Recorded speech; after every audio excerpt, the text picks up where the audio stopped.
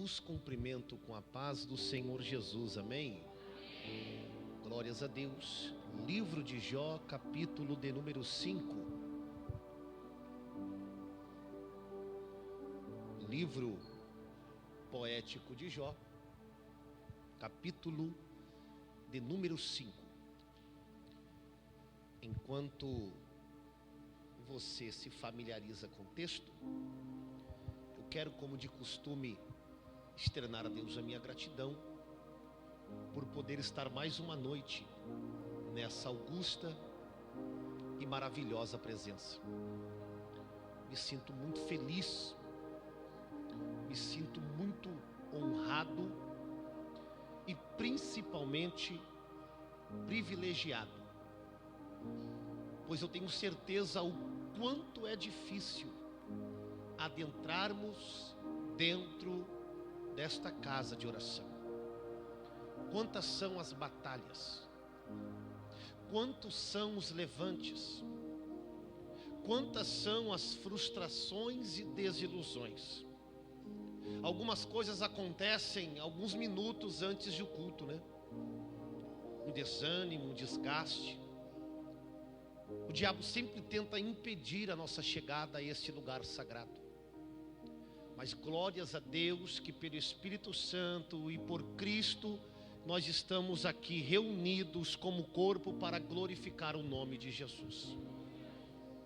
Estou muito feliz por estar celebrando aqui esse culto muito solene, primeiramente na instituição da igreja, no Memorial de Cristo, que é o culto de Santa Ceia, que na minha opinião também, Pastor Adão, é o culto mais importante, mas também poder estar participando desta data muito especial na vida e no ministério desse servo de Deus, Pastor Adão Santana. 41 anos de ministério. Eu ainda nem era projeto do meu pai e da minha mãe, o Senhor já estava pastoreando. Eu tenho apenas 36 anos de idade. Apesar de ter 8 filhos, uma grande experiência. Mas eu imagino nos meus 13 anos, pastor, de ministério, servindo a Deus, deixa eu corrigir, 13 anos de cristianismo, o que é 41 anos de ministério. Muito obrigado, pastor, por não ter desistido. Muito obrigado, pastor Adão, por não ter recuado nos momentos de luta, de frustração, de privação e de escassez. E eis aí a colheita, eis aí os frutos. Raridade hoje é ver um pastor que tem os seus filhos envolvidos no ministério. Pastor Matias, pastora Suelen, pastora Ruth, que Deus abençoe vocês em nome de Jesus. Esses 41 anos, né? Muitas das vezes, né, pastora Ruth, pastor Adão, os meninos nem souberam aquilo que estava acontecendo. Mas o Senhor ouviu as vossas orações e tem lhe dado vitória e continuará lhe dando em nome de Jesus. Eu gostaria de pedir para a igreja uma salva de palmas para a vida do homem de Deus. Não é sobre idolatria, não é sobre bajulação, é sobre prestar honra a quem tem honra. Que Deus abençoe, pastor Adão. O Senhor é um exemplo. Eu sempre falo para o pastor Duílio pelo carinho que eu tenho pelo Senhor e pela sua família. E além também de ser um senhor de 70 anos, que é duro revelar isso, né, pastor Adão? Mas olha o degradê dele, gente. Cá para nós, hein? Olha o cabelinho, Matias, olha o degradê dele. Sempre alinhado. Que Deus abençoe, pastor. O Senhor é um exemplo para a nossa vida. Também quero aqui agradecer a vida dos meus amigos que me acompanham. Presbítero Denis Machado, evangelista Erasmo Garrido, são grandes pregadores da palavra. Evangelista Erasmo tem um seminário próprio, um teólogo em excelência, um grande servo de Deus. O dia que você quiser conhecer um pouco mais da palavra, ter um curso online, pesquisa na rede social e você vai conhecer um pouco do conteúdo que ele tem para falar acerca da palavra e da fé cristã. Também o meu amigo aqui, presbítero Denis Machado, é novo pastor, mas é autor de 4 livros já. todos bacharelados, excelentes teólogos, mas principalmente, além de uma vida acadêmica na igreja servindo a Deus, são homens de Deus, pais de família e servos do Deus Altíssimo. Muito obrigado pela companhia. A minha caneca é muito rasa diante desses príncipes aqui, irmãos, mas eu quero nessa noite compartilhar com vocês a palavra que o Espírito Santo coloca em meu coração. Livro de Jó, capítulo de número 5. Nós estamos falando aqui acerca da existência de um ministério, parabenizando a vida do grande homem de Deus, pastor Adão Santana. E grandes foram as lutas, as aflições. Ele contou aqui somente um pouco daquilo que ele viveu nessa jornada ministerial. Mas se fosse para bater um papo, irmãos, poderia ir uma semana de muitos testemunhos que iria edificar a minha e a sua vida, principalmente as experiências que o homem de Deus tem. Então, diante disso, estou impulsionado a pregar a palavra de um homem cuja qual também o seu ministério executou com excelência. Mas eu quero abordar aqui as ferramentas que o diabo tem para tentar impedir a sua vida, a sua trajetória e a sua chamada ministerial. Porque eu quero pregar para pessoas aqui que também vão poder comemorar os seus 41 anos de ministério. Livro de Jó, capítulo de número 5, verso 17, 18 e 19, que diz: Eis que bem-aventurado é o homem a quem Deus castiga.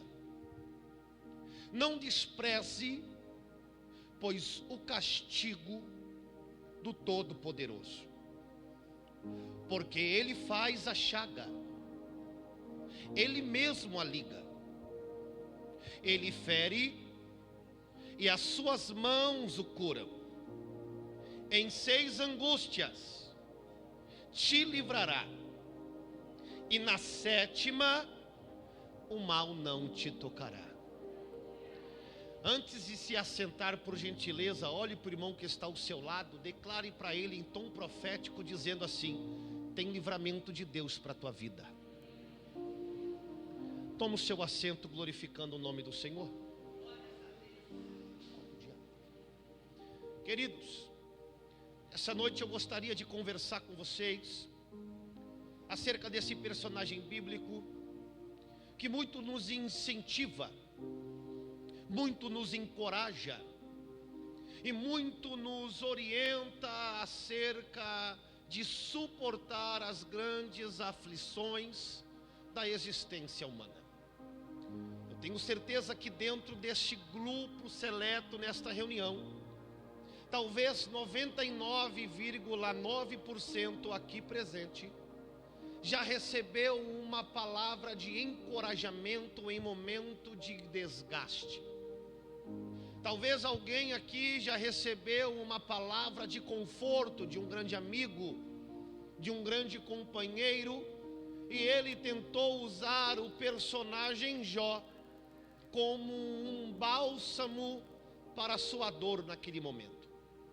Porque esta é a vida deste grande personagem veterotestamentário, o justo que sofreu grandes dificuldades. E nessa noite eu gostaria de falar um pouco deste personagem que, na verdade, a proposta de seu sofrimento, ainda todavia parecendo que Deus não saberia o que ele estava fazendo, tudo coopera para o bem daquele a quem Deus ama e que é chamado pelo seu decreto.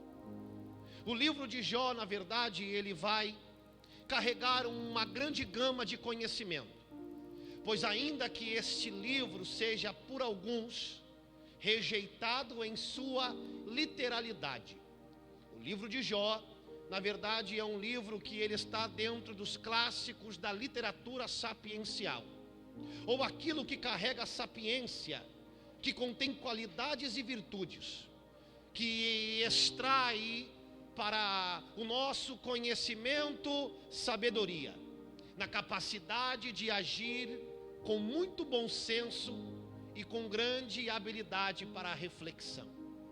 Este livro, ele é rejeitado por muitos teólogos.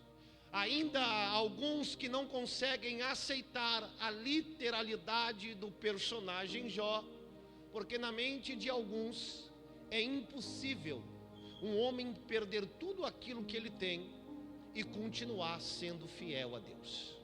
É impossível, Matias, um homem obter tanto sucesso como obteve Jó e entrar em um estado de decadência e continuar servindo a Deus. Então, para alguns que não querem engrandecer e apresentar a Deus aquilo que Ele tem, todo o poder, toda a glória e toda a honra, eles preferem rejeitar a literalidade ou a existência desse personagem bíblico. A Bíblia, na verdade, não vai nos dar uma informação precisa da data em que Jó existiu. Nós não vamos ter, de fato, um cenário histórico para compreender o lugar, a origem e o tempo em que este homem viveu. Mas algumas informações, ainda no capítulo de número 1, a Bíblia vai nos apresentar. Eu gostaria de compartilhar convosco acerca dessas apresentações que a Bíblia nos concede. No capítulo 1, verso de número 1, nós vamos ver a posição geográfica em que Jó está inserido, aonde diz assim o texto: e havia um homem na terra de Uz. Essa é a região em que Jó reside. Essa é a região em que Jó habita.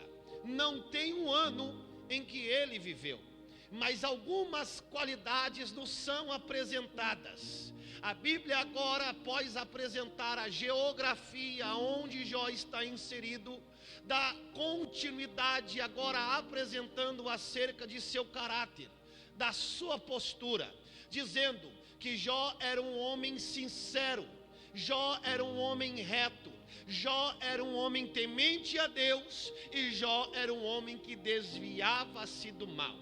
No verso de número 2, a informação do livro de Jó vai nos apresentar acerca da sua família, que Jó tinha 7 filhos homens e 3 filhas mulheres. Não faz menção de sua esposa, porque dentro da tradição dos antigos sempre era valorizado a primazia da genealogia ou a sua descendência. Então o que se aborda aqui é a continuidade da família de Jó sobre os seus filhos. No versículo de número 3, nós vamos aqui agora conhecer o poder aquisitivo deste homem, cuja qual a Bíblia vai nos dizer que era seu gado 7.000 ovelhas, 3.000 camelos e 500 juntas de boi e 500 jumentas. Era também muitíssima gente ao seu serviço, de maneira que este homem era o maior de todos do Oriente. A Bíblia vai nos estar apresentando as suas qualidades pessoais: reto, íntegro, temente a Deus, desvia-se do mal. A Bíblia vai nos estar apresentando acerca da sua família, posteriormente agora o seu poder aquisitivo e o seu império e a sua importância diante de todos da sua região e da sociedade cuja qual Jó está inserido. Mas nada disso aqui é importante naquilo que a Bíblia vai nos revelar no verso de número 4, verso de número 5. Porque aqui, pastor Adão, eu já consigo absorver o conhecimento da primazia da revelação de Deus para a humanidade. Porque diz a Bíblia Sagrada que quando os filhos de Jó se reuniam na casa de seus irmãos uns com os outros constantemente para comemorar, para festejar, para se alegrar, Jó levantava-se pela madrugada e apresentava sacrifícios ao Senhor, caso porventura os seus filhos tivessem cometido em seu coração um pecado contra Deus. Observe isso aqui, a Bíblia está nos dando a informação que enquanto os filhos de Jó estão comemorando, que enquanto os filhos de Jó estão festejando, que enquanto os filhos de Jó estão alegres com a sua vida farta, Jó deixa o seu conforto de lado, Jó estaciona as suas riquezas de lado, porque ele não abre mão do altar do Senhor, ele não abre mão da sua adoração. E a Bíblia nos dá a informação agora que Jó está santificando os seus filhos. E aqui que eu entendo acerca da primazia do Evangelho de Deus, porque a primeira característica que a Bíblia me revela quando Deus decide criar o homem, numa conversa entre a triunidade ou a Trindade Santa no céu, o plano é: façamos o homem conforme a nossa imagem e a nossa semelhança. Deus não está falando para criar o homem com aspectos da aparência divina do ser celeste, mas Deus está falando na condição de caráter, na condição de exemplo, na condição de atributos comunicáveis que Ele compartilhou para com a sua criação. E a Bíblia nos dá a informação que essa criação, que é a imagem e semelhança de Deus, se corrompera com o pecado. Mas Gênesis capítulo 3 vai me revelar, evangelista Erasmo Garrido, que quando o homem peca, o primeiro a oferecer um sacrifício para santificar os seus filhos foi o próprio Deus, aonde ele matou os animais para tirar as peles e ali vestir Adão e Eva, que estavam nus. A Bíblia vai nos revelar também nos evangelhos de Mateus, Marcos, Lucas e João, que Deus também decidiu fazer uma segunda oferta, mas não por Adão e Eva, mas por toda a humanidade. Cristo no Calvário, o sangue de Jesus, o cordeiro mudo e imolado. A Bíblia vai nos revelar agora que o mesmo Deus que santificou Adão e Eva no Éden é o mesmo Deus que santificou a igreja no Gólgota. O mesmo Deus que promoveu libertação no Éden é o mesmo Deus que promoveu libertação no Gólgota. Pregador, o que você está querendo dizer é muito simples, não é sobre meritocracia. Eu não estou aqui porque eu mereço, eu não estou aqui porque eu sou bom, eu não estou aqui porque eu canto bem, prego bem, falo bem, mas eu estou aqui porque o Pai sacrificou algo por mim. Eu estou aqui porque o Pai santificou. Será que você pode levantar as suas mãos ao céu em sentimento de dependência, em rendição a Deus, dizendo: obrigado, Pai, pelo sacrifício, obrigado, Pai, pelo sacrifício.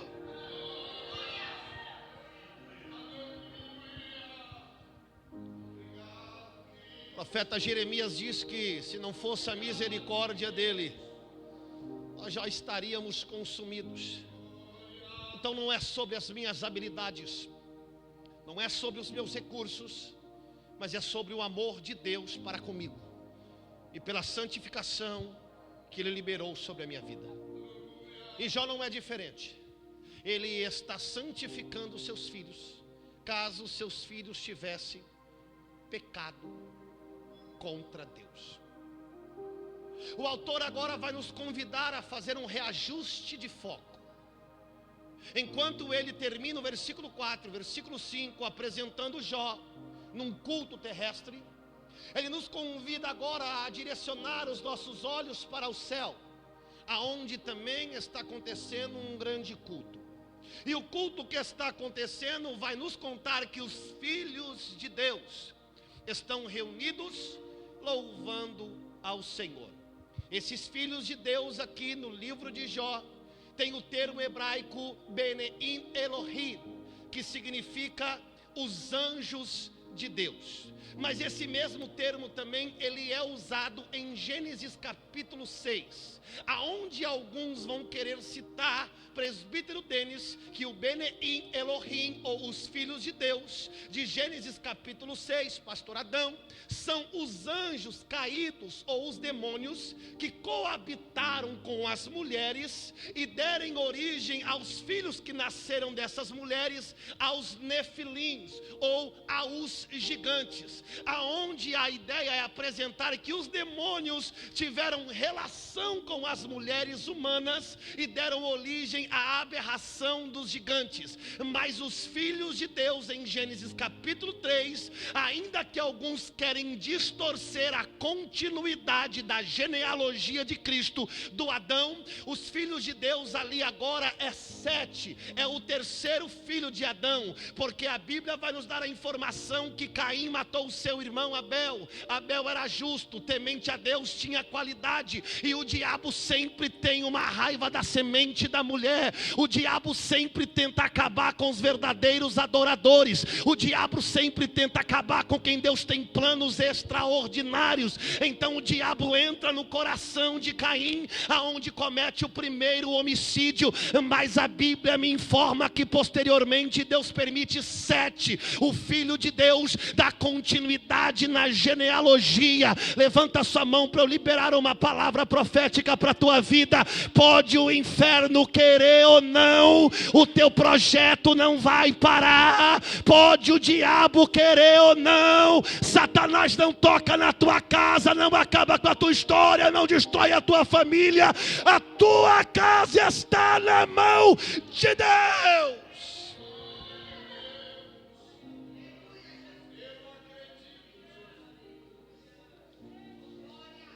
Glorificado seja o nome do Senhor. Olhe para o seu irmão e declare para ele com muita autoridade: ninguém para aquilo que Deus tem para realizar na sua vida. Mas fala com fé, irmão, fala acreditando. Ninguém para aquilo que Jesus vai realizar na tua casa. Ninguém para aquilo que o céu vai realizar na tua família. Pode o inferno se levantar, pode a macumbeira querer fazer oferenda, o céu está trabalhando ao seu favor. Pega na mão do seu irmão, balança a mão dele bem forte, se puder, e fala assim: Deus está agindo em teu favor, agindo em teu favor. Aleluia! Maramanto cominúbia forme res. Um culto está acontecendo no céu, e o autor desconhecido do livro de Jó vai nos dar a informação que tem um intruso nesse culto. Fala para o seu irmão assim: o diabo também frequenta culto. O que os anjos de Deus estão fazendo? Louvando ao Senhor. Eu sou de um tempo, irmãos, onde a igreja era uma igreja mais barulhenta. Eu sou de um tempo, pastor Adão sabe disso, onde a igreja era mais sensível, pastor Adão, ao mover do Espírito Santo. Eu me lembro quando eu cresci ouvindo grandes pregadores, e na qualidade de um deles, o atual deputado federal, pastor Marco Feliciano, sempre nos motivando e nos encorajando a adorar a Deus. O jargão que ele sempre usava é: crente que não faz barulho está com defeito de fabricação. E nós ali era inflamados por aquela palavra, e não tinha um que conseguisse guardar um glória a Deus e um aleluia. Então, se você, irmão, está com glória enroscado na garganta aí, se você não gosta de barulho na igreja, se você não gosta que levanta a mão, que pega na mão de alguém, de dar glória a Deus, deixa eu te falar, vai ensaiando aí, irmão, porque no céu vai ser 24 horas santo, 24 horas, lá não tem tempo, não tem hora, o culto não tem hora para acabar. Lá a Netflix não vai roubar a tua atenção, lá o celular não vai atrapalhar o teu culto, lá ninguém vai falar para você falar baixo, porque lá tem 24 anciões dizendo: santo, santo, santo. Isso aqui é só um ensaio, irmão, para você adorar lá. Isso aqui é só um preparo para você adorar lá. Mas a Bíblia vai dizer agora que Satanás está infiltrado entre os anjos num culto de adoração. Quem se lembra aqui, pastora Ruth, quando alguém sempre dizia: Satanás está do lado de fora da igreja, querendo entrar, mas tem um anjo guardando a igreja e ele não consegue entrar aqui dentro. Quem se lembra disso, pastor Adão? Alguém se lembra dessas falas? Levanta a mão para mim ver, se alguém é do meu tempo. Mas parece que a história hoje mudou, né? Porque hoje Satanás entra na igreja, Satanás adora juntamente conosco, ele senta nos nossos púlpitos, ele pega os nossos microfones e ele também ensina o povo os seus ensinos. Mas mais para frente eu vou falar sobre isso. A proposta aqui agora é que, na verdade, Satanás ele tem um objetivo na perspectiva de entrar no culto que está acontecendo no céu.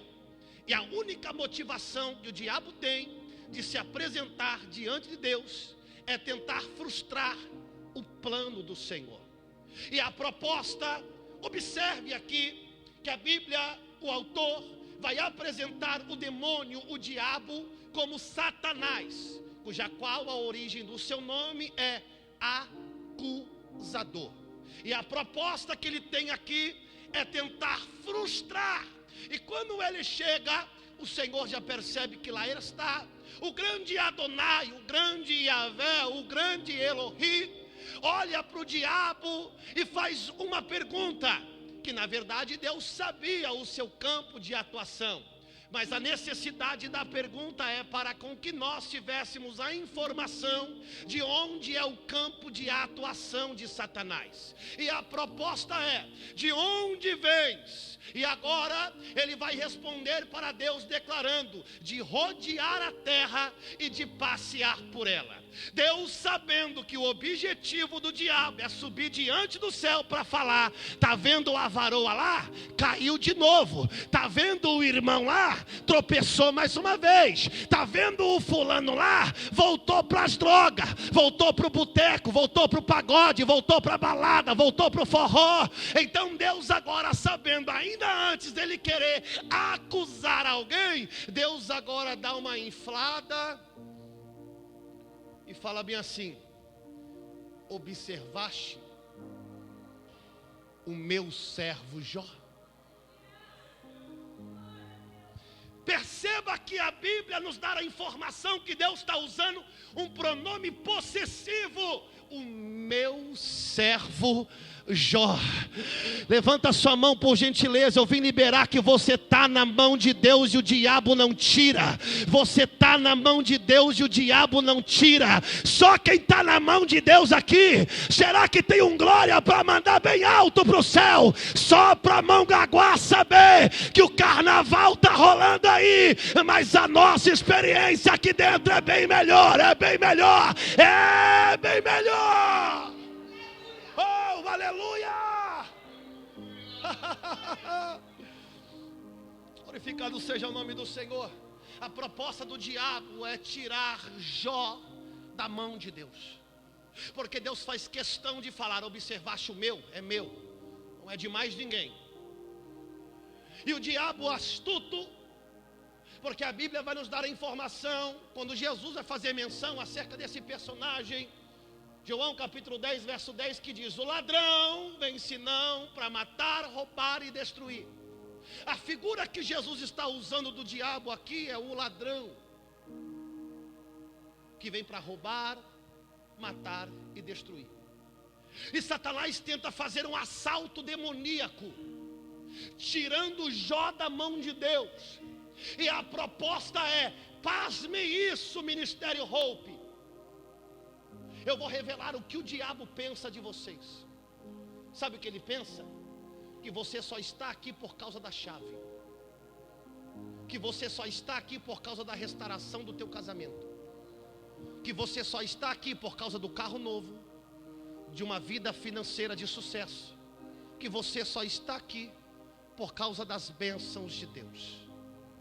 Essa é a proposta do diabo, porque agora ele se apresenta diante de Deus e ele fala: lógico que ele é fiel, tu cercaste ele de bem, tu cercaste ele de bênção, E ao mesmo momento que o diabo tenta assaltar a integridade de Jó, ele tenta assaltar a integridade do próprio Deus, dizendo mais ou menos assim: você está comprando ele, você está abençoando para ele te servir, você está abençoando para ele ser fiel, você está abençoando para ele andar contigo. Mas eu tenho certeza que tem pessoas aqui que ainda com problema não abre mão do altar, que ainda comendo quirela não abre mão de adorar, que ainda com as portas fechadas não abre mão, que ainda com o casamento em crise não falta em culto, porque independente de prova não é sobre o que ele faz, mas é sobre o que ele é.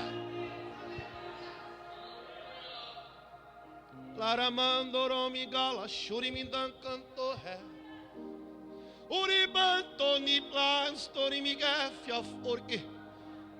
verdade é que o diabo só pensa que você está aqui por causa da porta, irmão.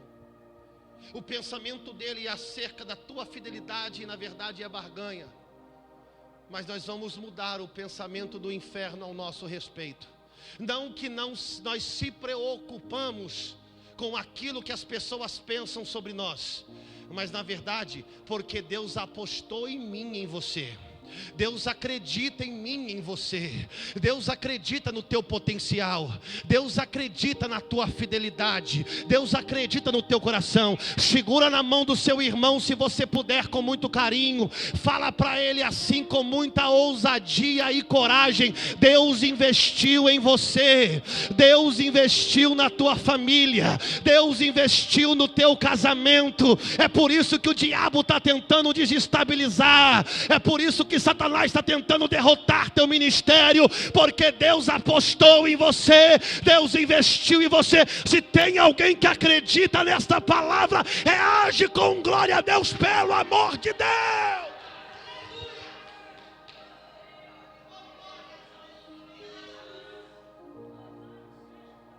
Imediatamente Satanás sai de onde está, porque Deus faz uma proposta. Na verdade, a proposta aqui é aquilo que Martinho Lutero vai definir, quando ele diz em uma frase acerca do seu sermão sobre Jó, que o diabo nada mais é que um cão na coleira de Deus. Ele só vai até onde Deus permite. Se tem uma crise lá, é porque Deus sabe que você tem estrutura para suportar. Se tem uma dificuldade lá, é porque o Senhor sabe que você tem condição de lidar com essa pressão. O diabo só vai aonde Deus permite. E Deus não tenta ninguém. E a ninguém pode ser tentado. Você é maior que essa prova. Você é maior que essa luta. Você é maior que essa perseguição. Você é maior que essa enfermidade. Você é maior que essa depressão. Talvez ainda o inimigo está tentando roubar o teu sono. Talvez ainda o inimigo está tentando roubar a tua paz. Mas ele só vai até onde Deus permite. E se Deus permite é porque ele sabe que você tem estrutura para lidar com essa dificuldade. Ele sabe que você tem estrutura para lidar com esta luta. Ele sabe que você tem estrutura para lidar com essa tribulação. Aleluia! Imediatamente a proposta então vai: eu vou permitir você tocar em tudo no que ele tem, porém você só não vai tocar nele. E aqui eu gostaria de falar de algumas ferramentas que o diabo usa para tentar destruir o ministério do crente. Eu tenho certeza que o pastor Adão sentiu algumas dessas ferramentas na pele. A primeira delas está no versículo de número 15, aonde diz assim: e eis que deram sobre eles os salbeus, e tomaram os moços, e feriram ao fio da espada, e somente eu o escapei. A Bíblia está nos informando agora que a primeira ferramenta que o diabo usa são os salbeus. Um povo de etnia africana que estavam encosteado ao norte da África, na região do mar Mediterrâneo. Este povo, quando está apresentado na Bíblia, ele está apresentado em 2 Crônicas, capítulo de número 9. Quando na verdade a Bíblia vai nos contar que havia um rei em Israel, rei esse cuja qual Deus compartilhou sabedoria para com ele, que a sua sabedoria era comparada à sabedoria do próprio Deus. Esse rei é Salomão, o autor do livro poético de Provérbios, Eclesiastes e o livro de Cantares, como alguns salmos que ele escrevera também.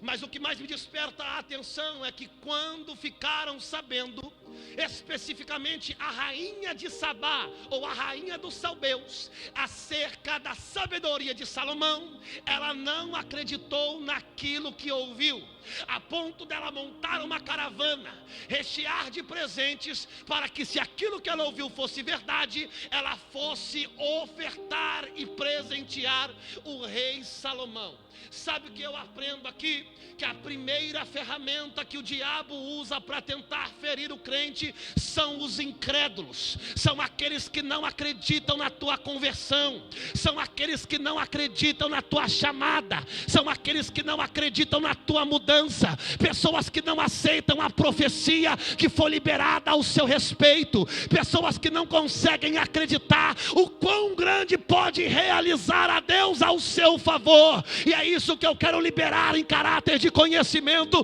para a tua vida. Para de dar ouvido para quem não acredita na tua mudança, para de dar ouvido para quem não acredita na tua história. Não perca tempo com os salbeus, não perca tempo com os incrédulos, não perca tempo com quem não quer saber daquilo que Deus está realizando na sua vida. E sabe qual que é a primeira coisa que os salbeus tocaram, pastor Adão? Foi nos bois de Jó. Porque o objetivo dos incrédulos é atrapalhar o culto, é tocar naquilo que Jó constantemente, todos os dias faz: ofertar e adorar a Deus. Sempre terá um incrédulo para atacar a tua adoração, sempre terá um incrédulo para tentar desacreditar do teu ministério. Levanta a sua mão que eu vou liberar a palavra. Deus está fortalecendo o crente aqui nesta noite. Eu estou sentindo uma unção sendo derramada aqui.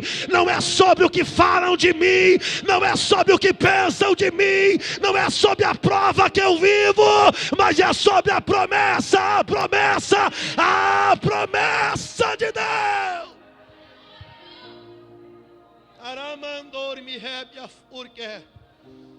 O diabo sempre vai tentar usar os incrédulos para falar: você não é crente em nada, você não se converteu coisa nenhuma, sei muito bem quem você é, e tentar trazer o teu passado à tona, para tentar fazer desacreditar a tua adoração ao único Deus verdadeiro.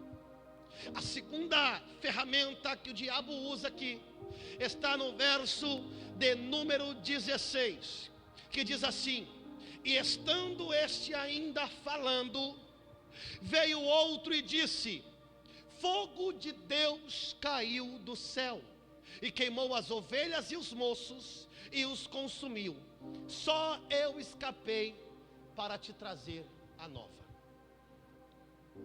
Olha o que a Bíblia está nos revelando aqui. Vem um mensageiro e a sua palavra é: fogo de Deus caiu e tocou os seus homens e as suas ovelhas. Irmãos, observe comigo aqui, com muito carinho e a sua atenção, redobre por gentileza. Quem está tocando em Jó? Quem está ferindo Jó? Quem está atacando Jó? É o diabo. Pastora Suelen, quem está investindo para derrubar Jó? É o diabo. Então por que a mensagem que está vindo é que desceu fogo de Deus? Tinha que ser fogo do diabo, porque quem está mandando fogo é o diabo, não é Deus. É que na verdade nós sempre associamos fogo com o poder, com as ações, com o agir de Deus. E a verdade, conforme eu disse na minha fala anterior, que o diabo não se contenta somente agora em entrar na igreja, mas o seu objetivo é subir nas tribunas e falar o seu sermão para os filhos de Deus. aquilo que Paulo vai retratar em 1 Timóteo capítulo 4, versículo 1, que ele escreve: e o Espírito diz, nos últimos dias, tempos muitos se apostarão da fé, dando ouvidos a espíritos enganadores e a doutrinas de demônios. Olha o que vai dizer 1 Timóteo 4:1. E o Espírito diz, nos últimos tempos, muitos se apostatarão da fé, dando ouvido a espíritos enganadores e a doutrinas de... Irmãos, Deus não tem o objetivo de revelar o teu CPF, o teu nome, o endereço da tua casa, alguém da tua família, não tem objetivo nisso. A única necessidade de Jesus aqui é fazer com que você olhe para dentro de si e reconheça o seu estado pecaminoso e levante a mão, porque Jesus é o teu único e suficiente Salvador. Deus não tem interesse em te levantar como um grande milionário do litoral paulista, mas Ele tem o objetivo de te transformar no maior missionário do litoral paulista. Deus não tem o objetivo de fazer com que você seja alguém vaidoso e alguém autossuficiente em suas próprias ações, mas assim como João Batista, que o próprio Cristo vai revelar que o homem cuja qual nascido do ventre de mulher não há igual, porque quando perguntaram para João: tu és Elias, tu és o profeta, tu és o Messias, ele diz: não, eu não sou ninguém, eu sou apenas a voz que clama no deserto.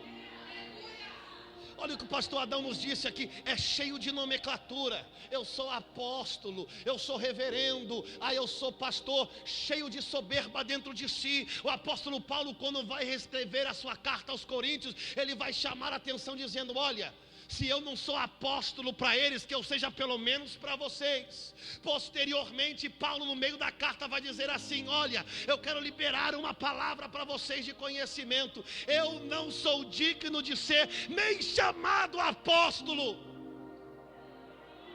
porque a experiência tira qualquer vaidade dentro de nós. Só que o sermão de Satanás está registrado em Lucas capítulo 4. E a proposta é, quando ele vai tentar a Jesus no deserto, o sermão do diabo é: se você me adorar, eu te dou riqueza. Se você me adorar, eu te dou todos esses reinos. Se você me adorar, eu te dou todo o poder. Contrapartida, o sermão de Jesus: aquele que quiser vir após mim, toma a sua cruz e siga-me. E siga-me. E siga-me. E siga-me. É sobre cruz, não é sobre riqueza. É sobre cruz, não é sobre poder. É sobre cruz, não é sobre fama. É sobre cruz, não é sobre status. Eu vim pregar para alguém que vai participar do cálice do Senhor, porque alguém foi cravado na cruz por amor a você. Será que você pode adorar a Deus pelo amor da cruz? Será que você pode adorar a Deus pela cruz de Cristo? Só quem entende o valor da cruz, joga a tua mão para o alto e adora, adora, adora.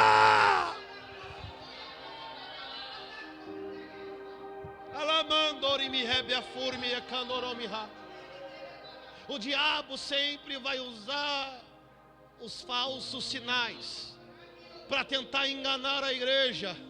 O diabo sempre vai usar o fogo falso, porque o diabo também pode fingir que está curando. O diabo também pode falar em línguas estranhas. Mas uma coisa que o diabo não consegue fazer, Erasmo Garrido, é ser fiel a Deus. O diabo até pode pregar bem, mas se tem uma coisa que o diabo não consegue fazer, é amar o teu próximo. O diabo até pode louvar bem, porque ele é um anjo que era querubim de maestria em adoração, mas se tem uma coisa que ele não consegue, é servir a Deus em fidelidade, é servir a Deus em sinceridade.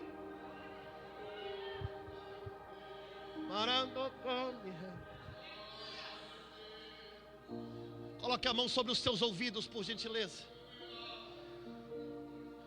O Senhor vai tirar você dessas falácias do YouTube. O Senhor vai tirar você desses lugares que estão alimentando e fermentando a tua fé. O Senhor vai eliminar de você a falsa religião e o falso ensino. Deus está colocando no teu coração o desejo pela palavra, o desejo pela cruz, o desejo por Jesus.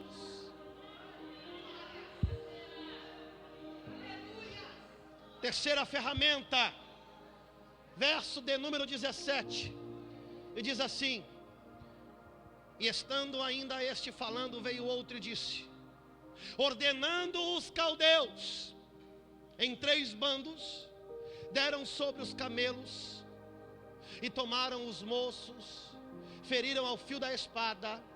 Só eu escapei para lhe trazer a notícia. Mais uma vez aqui, Satanás está usando mais um povo específico.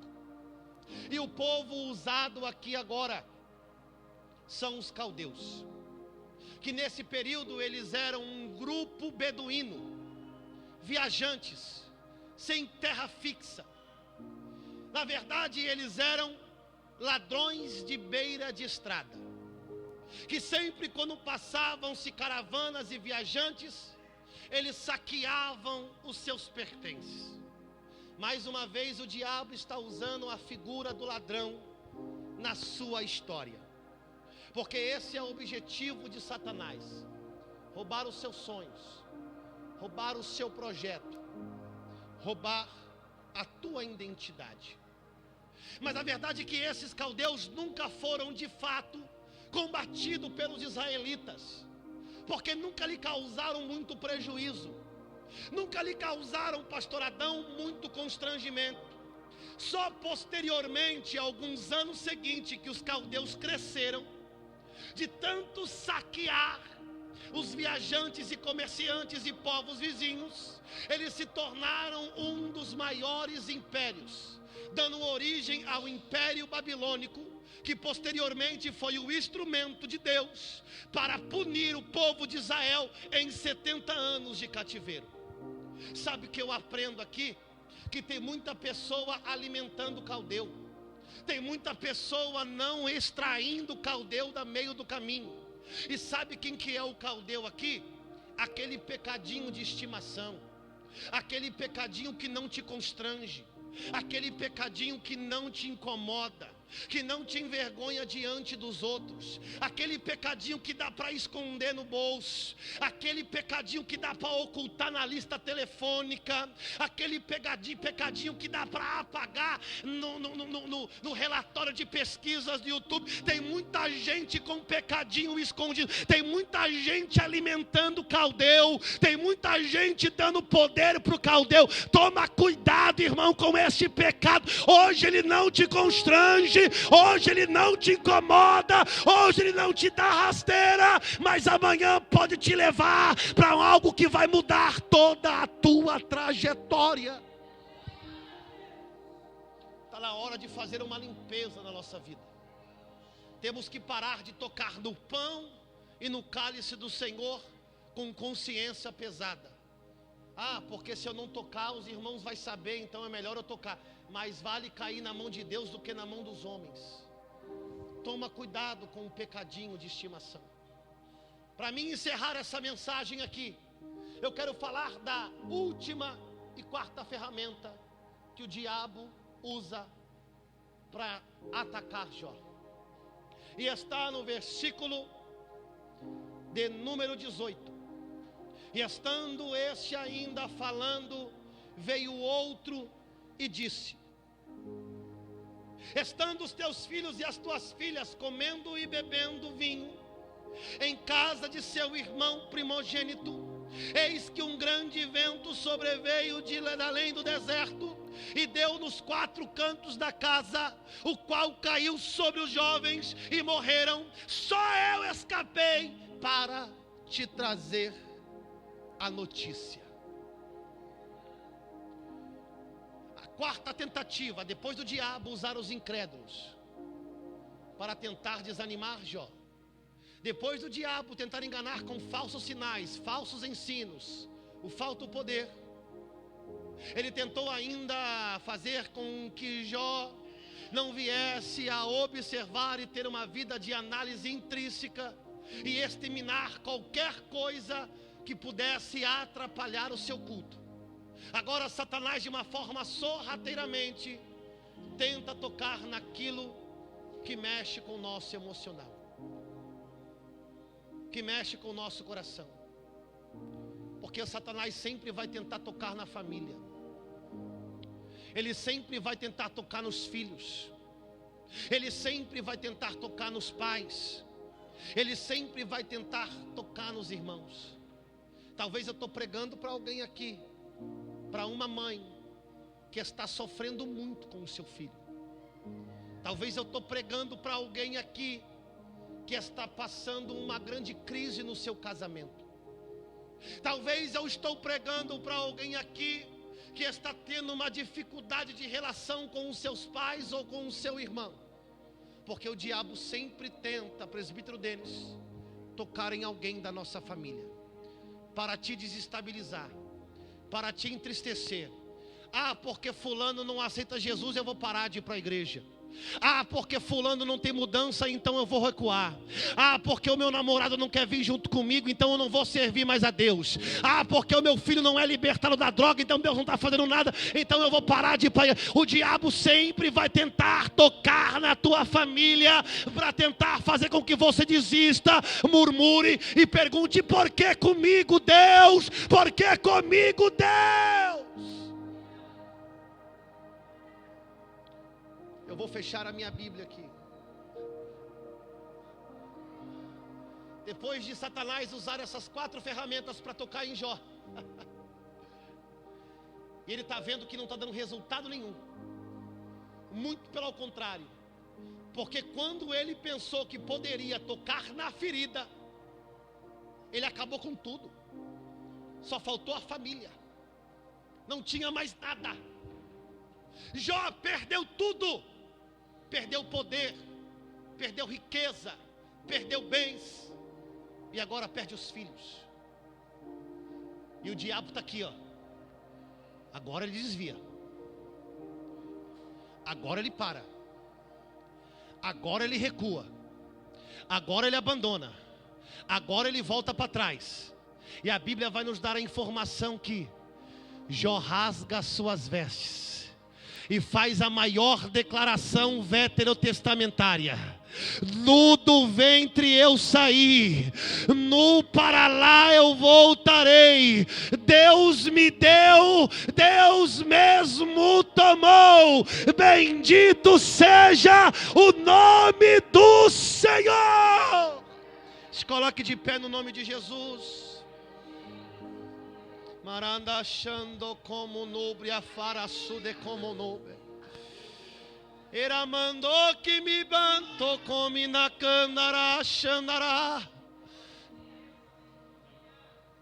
Eu vim falar para alguém aqui: pastor Adão, alguém vai louvar? O senhor vai fazer a ceia? Como vai ser? Vai louvar o grupo? Aramando que me andure me chor miguel, salamando come reto. Talvez eu vim pregar para alguém que está passando por algumas ferramentas dessa em sua vida. E na verdade, a proposta é que Satanás está doidinho para você desistir. O inferno está aqui falando: você vai parar. Ah, ela não vai aguentar. Ah, ela não vai suportar. A verdade, tem alguns aqui, pastor, que até a carne tremeu. Ah, eu vou lá para o Pontal. Eu vou lá para reunir com a família. Ah, nesse carnaval eu vou curtir uma festa. Está tão difícil o problema que eu preciso desestressar.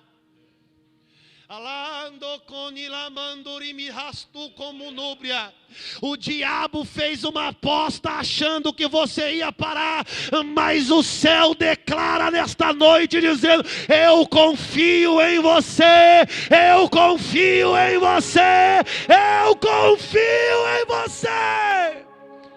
Curve a sua cabeça, por gentileza. Eu gostaria que você entregasse no altar de Deus agora. Eu gostaria que você meditasse, agradecesse a Deus por todos os livramentos da sua vida, por todos os livramentos da sua casa. Será que você pode adorar como Jó adorou? Será que você pode louvar como Jó adorou? Em meio a percas, em meio a crise, em meio a problema, Deus acredita em você, Deus confia em você, Deus investiu em você.